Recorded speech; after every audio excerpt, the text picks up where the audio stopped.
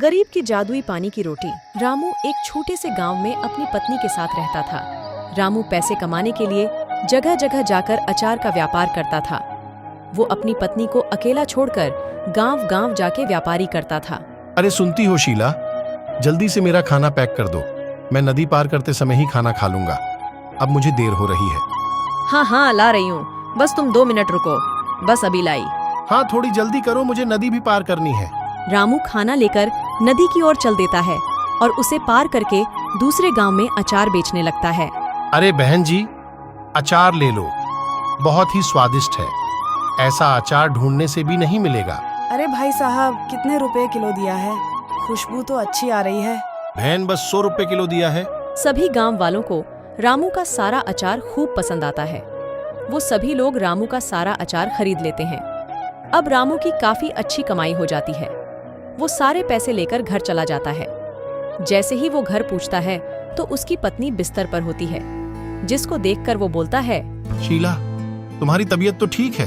नहीं जी, आज मुझे खाना बनाते समय चक्कर आ गए थे। रामू अपनी पत्नी की हालत देखकर उसको हॉस्पिटल ले जाता है और उसको एडमिट करा देता है। इनकी तबीयत तो बहुत खराब है, इनके इलाज में काफी पैसे लगेंगे। ठीक है डॉक्टर साहब, आप इलाज की तैयारी कीजिए और मैं पैसों का इंतजाम करता हूँ। बेचारे ने जितने पैसे कमाए थे वो सारे पैसे अपनी पत्नी के इलाज में लगा दिए। अब रामू की पत्नी ठीक हो जाती है और अपने घर आ जाती है। शीला, अब तो तुम ठीक हो ना? जी हाँ, अब मैं बिल्कुल ठीक हूँ। शीला, अब से तुम आराम करना, सारा अचार मैं खुद बना लूंगा। रामू पूरी रात बैठकर अचार बना लेता है और अगले ही दिन सुबह नदी पार करके दूसरे गांव में जाके सारा अचार बेच आता है, जिसको बेच के उसको काफी अच्छे पैसे मिलते हैं। वो शीला से बोलता है, शीला, तुम घर में रहकर बोर हो गई होगी, चलो बाहर चलते हैं, पास के गांव में मेला लगा है। अरे वाह, सच्ची मेरा भी बाहर घूमने का काफी मन था। अब वो दोनों नदी पार करके मेले में पहुंच जाते हैं। मेला बहुत ही खूबसूरत भरा होता है। ए जी, मेला तो काफी खूबसूरत है। हाँ चलो कुछ खाते हैं, मेरे पास पैसे भी हैं। जैसे ही रामू अपनी जेब से पैसे बाहर निकालता है, वहीं एक चोर उसके हाथ से सारे पैसे चुरा लेता है। अरे चोर चोर, पकड़ो चोर! अरे चोर! वो चोर किसी को नहीं मिलता है। अब रामू उदास चेहरा लेकर अपनी पत्नी से बोलता है, शीला, मेरे पास अब पैसे नहीं हैं, जितने पैसे थे वो सब तो वो चोर ले गया। चलो हम घर चलते हैं, घर जाके ही कुछ खा लेंगे, वैसे भी बहुत जोर की भूख लगी है। ठीक है। अब दोनों मेले में से घर की ओर चल देते हैं। जैसे ही वो लोग नदी की ओर पूछते हैं तो शीला बोलती है, सुनिए जी, मुझे तो बहुत जोर की भूख लगी है। मैं इस नदी में से पानी पे लेती हूँ, क्या पता इस पानी से ही भूख मिट जाए। ठीक है, पी लो।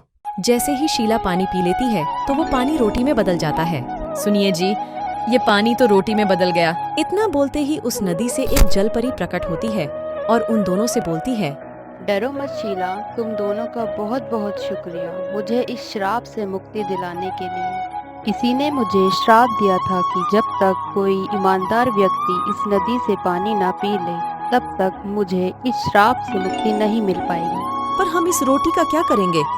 ये कोई आम रोटी नहीं है, ये एक जादुई रोटी है। इस रोटी से जो मांगोगे वो सब तुम्हें मिल जाएगा। इतना बोलकर वो जलपरी वहाँ से गायब हो जाती है। अब वो दोनों भी रोटी को लेकर घर आ जाते हैं और रोटी से अपनी जरूरत की सारी चीजें मंगा लेते हैं। अब दोनों मिलकर गांव के सबसे अमीर व्यक्ति बन जाते हैं। शिक्षा, हमें कितनी भी मुश्किल आ जाए, हमें ईमानदारी कभी नहीं छोड़नी चाहिए। अगर आपको ये वीडियो अच्छी लगती हो तो वीडियो को लाइक करें और ऐसे ही न्यूज़ स्टोरी देखना चाहते हैं तो हमारे चैनल को सब्सक्राइब करें।